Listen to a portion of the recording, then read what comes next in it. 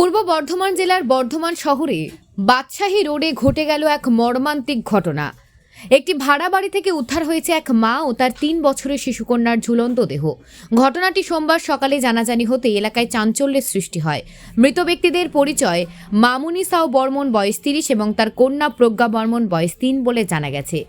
মামুনির স্বামী প্রভাঞ্জন বর্মন বর্ধমানে রেলের কর্মচারী। রবিবার রাতে তিনি নাইট ডিউটিতে ছিলেন।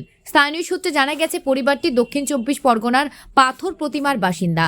কাজের সূত্রে বাদশাহী রোডে ভাড়া বাড়িতে থাকতেন তারা। খবর পেয়ে পুলিশ ঘটনাস্থলে পৌঁছে দেহ দুটি উদ্ধার করে বর্ধমান মেডিকেল কলেজ হাসপাতালে পাঠিয়েছে।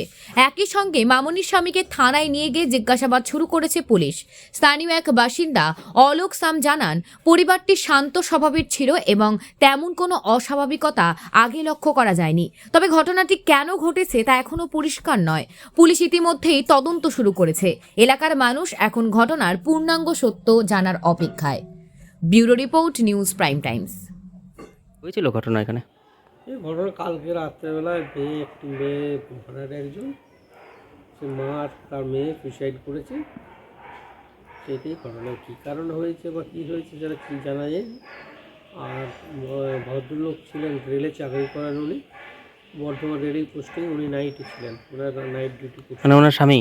হ্যাঁ, সকালে আসার পরে দেখা যাচ্ছে এই অবস্থা, দরজা ভাঙা, মানে খুলতে পারেনি। জানার পরে তারপর ডাকাডাকি করে, লোক ডাকাডাকি করে পুলিশ এসেছে, দরজা খুলে তাও বডি বার করেছে। মা আর মেয়ে দুজনকে গলাদড়ি দেওয়া অবস্থা ছিল? দুজনেই ছিল।